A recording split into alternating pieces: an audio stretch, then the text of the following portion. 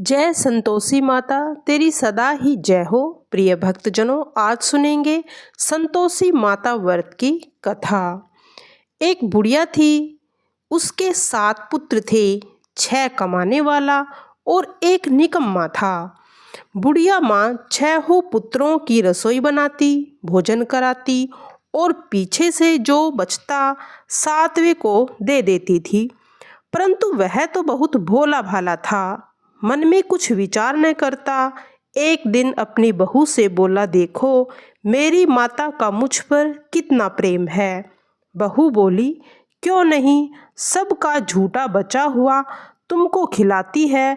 वह बोला, भला ऐसा भी कहीं हो सकता है। जब तक आंखों से देख न लूं तब तक मान नहीं सकता।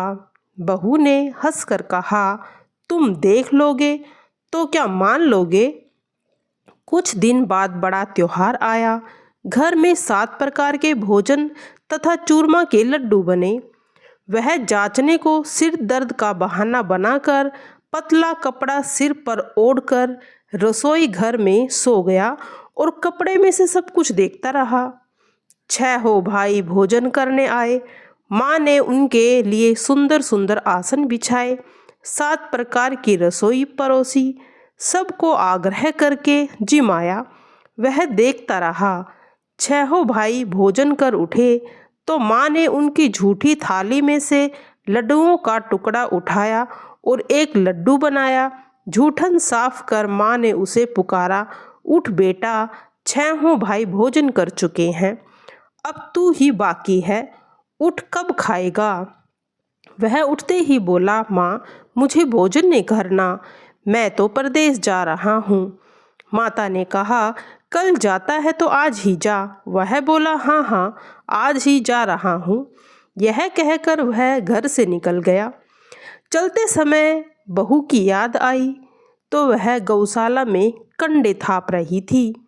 वह जाकर बोला, हम जावें परदेश को, आवेंगे कुछ काल, तुम रहिए संतोष से, धर्म अपनो पाल। वह बोली, जाओ पिया आनंद से, हमरो सोच हटाए, राम भरोसे हम रहें, ईश्वर तुम्हें सहाय। देखूं निशाने अपनी, देख धरूं मैं धीर, शुद्धि मति हमारी बिसारियो, रखियो मन गंभीर। वह बोला, मेरे पास यह अंगूठी है, सो ले लो और अपने कोई निशाने मुझे दे दो। वह बोली, मेरे पास क्या है, गोबर भरा हाथ है। यह कहकर उसकी पीठ पर दे मारती है और वह चल दिया। चलते चलते दूर देश पहुंचा।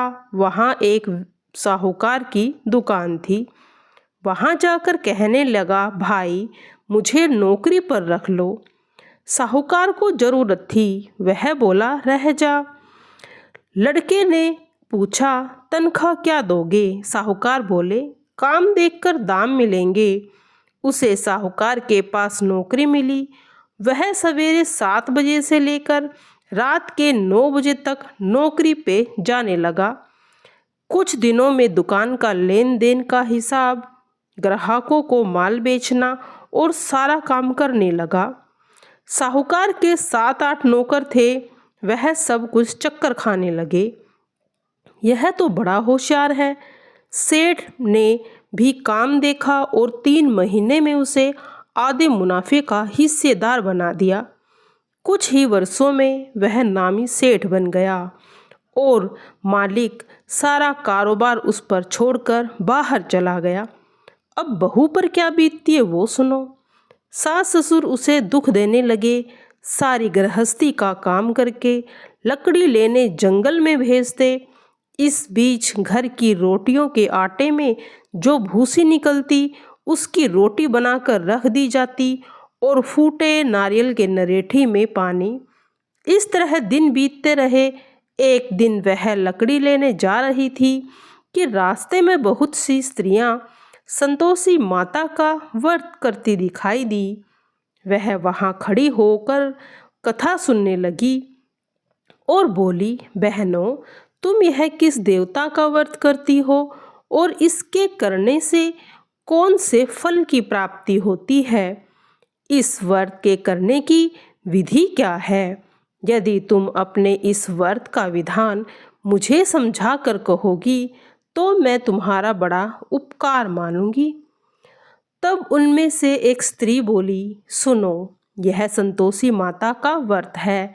इसके करने से निर्धनता दरिद्रता का नाश होता है, लक्ष्मी आती है, मन की चिंताएं दूर होती हैं, घर में सुख होने से मन को प्रसन्नता और शांति मिलती है, निपुत्र को पुत्र मिलता है, स्वामी बाहर गया हो तो जल्दी आता है, कुंवारी कन्या को मनपसंद वर मिलता है, राज दरबार में बहुत दिनों से कोई अगर मुकदमा चल रहा है तो वह भी समाप्त हो जाता है, सुख शांति हो, घर में धन जमा हो, पैसा जायदाद का लोभ हो, रोग दोष सब दूर हो जाते हैं और जो मन में कामनाएं होती हैं वह संतोषी माता की कृपा से पूरी हो जाती है।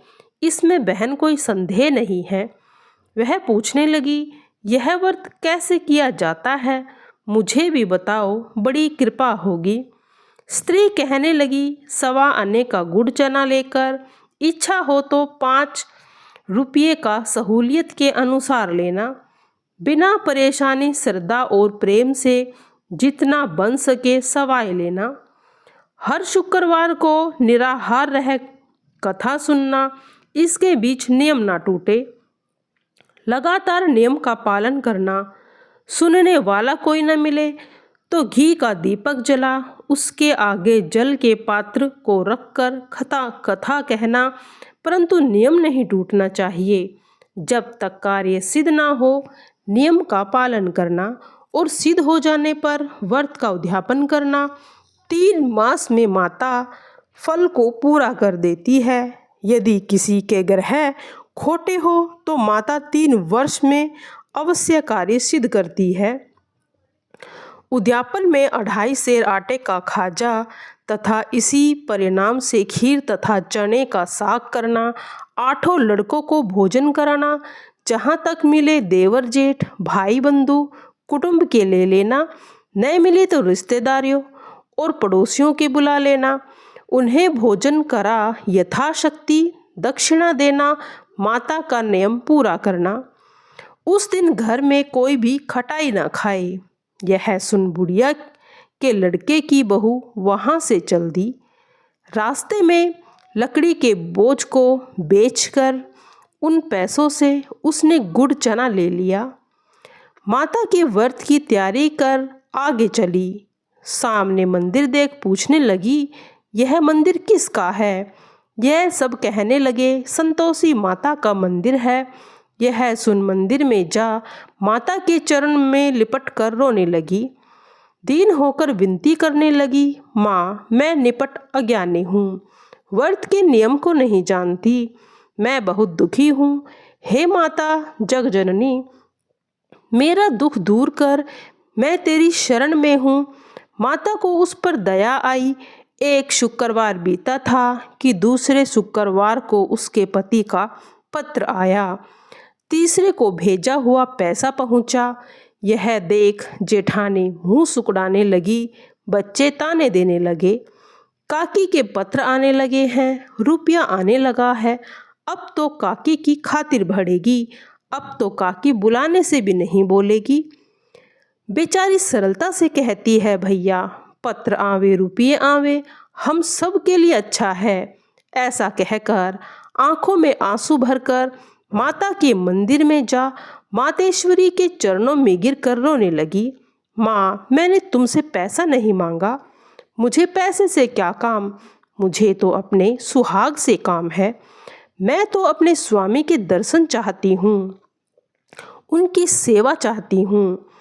तब माता ने प्रसन्न होकर कहा, जा बेटी, तेरा पति आएगा। यह सुन खुश होकर घर को जाकर काम करने लगी।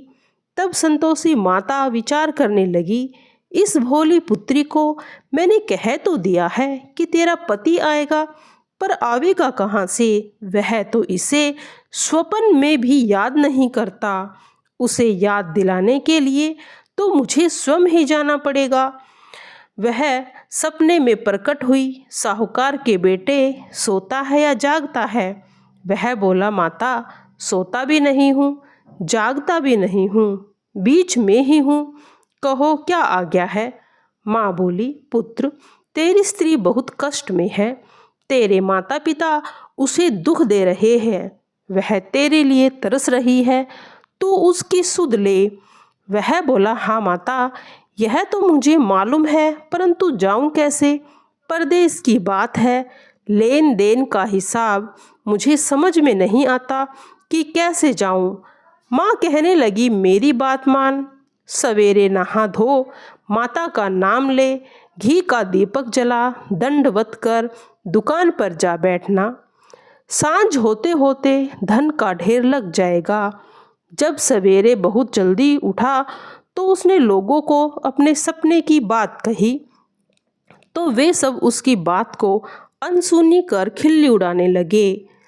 तब उनमें से एक बूढ़ा बोला, देख भाई, मेरी बात मान। इस तरह साच झूठ करने के बदले देवता ने जैसा कहा है वैसा करने में तेरा तो कुछ जाएगा नहीं।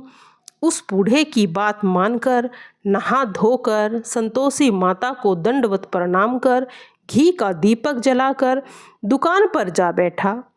थोड़ी देर में क्या देखता है, देने वाले रुपये लाए, लेने वाले हिसाब लेने लगे। कोठे में भरे सामानों को खरीदकर नकद दाम में सौदा करने लगे। शाम तक धन का ढेर लग गया। माता का चमत्कार देख प्रसन्न हो मन में माता का नाम ले घर के जाने के वास्ते गहना कपड़ा खरीदने लगा। वहाँ के काम से निपट तुरंत घर को रवाना हुआ। वहाँ बहू बेचारी जंगल में लकड़ी लेने जाती, लौटते वक्त माता के मंदिर में विश्राम करती। अब वह तो उसके रुकने का स्थान ठहर गया। दूर धूल उड़ती दिखाई दे। माता से पूछती है, हे माता, यह धूल कैसी उड़ रही है? माता कहती है, हे पुत्री, तेरा पति आ रहा है। अब तू ऐसा कर, लकड़ियों के 3 गट्ठे बना ले, एक नदी के किनारे, दूसरे मंदिर के पास और तीसरा अपने सिर पर रख। तेरे पति को लकड़ी का गट्ठा देख मोह पैदा होगा, वह करुणा से भर जाएगा। वह वहाँ रुकेगा, भोजन बनाकर अपनी माँ से मिलने जाएगा। तब तू लकड़ी का गट्ठा उठाकर और बीच चौक में गट्ठा डालकर 3 आवाज़ जोर से लगा देना। लो सासू जी, लकड़ी का गट्ठा लो, भूसे की रोटी दो, नारियल के नरेठी में पानी दो। आज मेहमान कौन आया है? माँ की बात सुन कहा, बहुत अच्छा माता। कहकर प्रसन्न हो वह लकड़ियों के 3 गट्ठे बना लिए, एक नदी के किनारे, एक माता के मंदिर पर रख। इतने में एक मुसाफिर आ पहुंचा। सूखी लकड़ी देख उसकी इच्छा हुई कि वह वहां रुककर विश्राम करे, भोजन बनाकर खा पीकर गांव को जाए। इस प्रकार भोजन बनाकर विश्राम कर वह गांव को चला गया। सबसे प्रेम से मिला। उसकी इसी समय बहू सिर पर लकड़ी का गट्ठा लेकर आती है और लकड़ी का बोझा आंगन में डाल जोर से 3 आवाज़ लगाती है, लो सासू जी, लकड़ियों का गट्ठा, भूसे की रोटी दो, नारियल के नरेठे में पानी दो। आज मेहमान कौन आया है? यह सुनकर सास बाहर आ जाती है और अपने दिए हुए कष्टों को भुलाने हेतु कहती है, बहू, ऐसा क्यों कहती है? तेरा ही तो पति आया है। आ बैठ, मीठा भात खा, भोजन कर, कपड़े गहने पहन। इतने में आवाज़ सुनकर उसका पति बाहर आता है और व्याट अंगूठी को देखकर व्याकुल हो पूछता है, माँ, यह कौन है? माँ कहती है कि यह तेरी बहू है। 12 वर्ष हो गए हैं जब से तू गया है, तब से सारे गांव में जानवर की तरह भटकती फिरती है। घर का काम काज कुछ करती नहीं, 4 समय आकर खा जाती है। अब तुझे देखकर भूसी की रोटी और नारियल के नरेठे में पानी मांगती है। वह लज्जित हो बोला, ठीक है माँ, मैंने इसे भी देखा, तुम्हें भी। अब मुझे दूसरे घर की ताली दो तो उसमें रहूं। माँ बोली, ठीक है बेटा, जैसी तेरी मर्जी, कहकर ताली का गुच्छा पटक दिया। उसने ताली ले दूसरे मकान में जा तीसरी मंजिल का कमरा खोला, सारा सामान जमाया। एक दिन में वह राजा के महल जैसे ठाठ बाट बन गए। अब क्या था, बहू सुख भोगने लगी। इतने में अगला शुक्रवार आया। बहू ने अपने पति से कहा, मुझे माता का उद्यापन करना है। पति बोला, बहुत अच्छे, खुशी से करो। वह तुरंत उद्यापन की तैयारी करने लगी। जेठ के लड़कों को भोजन करने के लिए कहने गई। उन्होंने मंजूर किया, परंतु पीछे से जेठानी अपने बच्चों को सिखाती है, देखो रे, भोजन के समय सब लोग खटाई मांगना, जिससे उसका उद्यापन पूरा न हो। लड़के जिमने आए, खीर पेट भरकर खाई, परंतु याद आते ही कहने लगे, हमें खटाई खाने को दो, खीर खाना हमें नहीं भाता, देखकर अरुचि होती है। बहू कहने लगी, खटाई किसी को नहीं दी जाएगी, यह तो संतोषी माता का प्रसाद है। लड़के उठ खड़े हुए बोले, पैसा लाओ। भोली बहू कुछ जानती नहीं थी, तो उन्हें पैसे दे दिए। लड़के उसी जमे जाकर इमली खाने लगे। यह देख बहू पर माता ने कोप किया। राजा के दूत उसके पति को पकड़ कर ले गए। जेठ जेठानी मन माने खोटे वचन कहने लगी, साला लूट लूट कर धन इकट्ठा कर लाया था, अब जेल की हवा खाएगा तो इसे पता चल जाएगा। यह सुनकर वह माता के मंदिर में जाकर माता के चरणों को पकड़कर रोने लगी। वह बोली, माँ, अब हंसाकर क्यों रोने लगी? माता बोली, मुझे तुमने मेरे व्रत को भंग किया है, तुमने उन्हें बच्चों को इमली खिला दी। बहू बोली, माँ, मुझसे भूल हो गई, उन्होंने मुझे भूल में डाल दिया। माता ने कहा कि जा, इस बार फिर से उद्यापन करना, तुझे तेरा पति रास्ते में ही आता मिलेगा। वह खुश होकर रास्ते में ही जा रही थी। इतने में उसका पति आता मिला। उसने पूछा, तुम कहाँ गए थे? पति बोला, जो भी कमाया था उसका सारा हिसाब देने राजा के पास गया था। वह बोली, ठीक है। अगला शुक्रवार आया। तब बहू ने कहा कि आज मुझे शुक्रवार के दिन माता संतोषी का उद्यापन करना है। वह बोला, हाँ ठीक है, करो, खुशी से करो। तब वह ब्राह्मणों के बच्चों को बुला कर लाई। उन लड़कों को माता का प्रसाद खिलाया और माता ने खुश होकर उन्हें आशीर्वाद दिया और 9वें मास में उसके सुंदर जैसे चांद से लड़के का जन्म हुआ। एक दिन माता ने सोचा कि यह रोज मेरे मंदिर में आती है, आज मैं इसका आसरा देखूं तो सही कि यह कहाँ पर रहती है। माता ने अपना रूप बदला। सूंड पर मक्खी बिन बना रही थी, गुड़ चना मुंह पर लगा हुआ था। इतने में ही जब दहलीज में पैर रखा तो सास चिल्लाई, देखो कोई डायन आ रही है। परंतु बहू तो जंगले में से सब कुछ देख रही थी। वह समझ गई थी कि आज तो मेरी माता मेरे घर पर आई है। वह बच्चे को दूध पिलाने से हटाती है।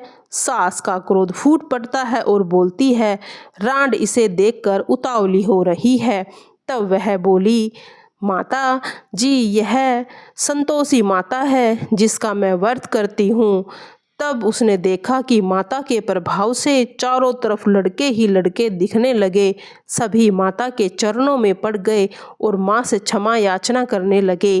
कहने लगे, माँ, हम मूर्ख अभागी हैं, हमें आपकी भक्ति के बारे में कुछ नहीं पता। हमसे जो भी गलती हुई है उसे क्षमा करो। आगे से हम आपकी किसी भी पूजा पाठ में विघ्न नहीं डालेंगे और हम सब मिलकर आपकी पूजा अर्चना करेंगे, आपका व्रत करेंगे, आपकी कथा सुनेंगे और दूसरों को भी प्रेरित करेंगे कि संतोषी माता का व्रत करने से धन धान्य लक्ष्मी और सभी का वास होता है, सभी सारे दुख कष्ट परेशानियां दूर हो जाती हैं। इसीलिए माता संतोषी का व्रत अवश्य करना चाहिए। माता संतोषी का व्रत करने से परिवार में आ रही दरिद्रता का नाश होता है और सभी इच्छाएं पूर्ण हो जाती हैं। जो भी संतोषी माता का व्रत करता है उसके पिछले जन्म के सभी पापों से मुक्ति मिल जाती है। जय संतोषी माता, तेरी सदा ही जय हो।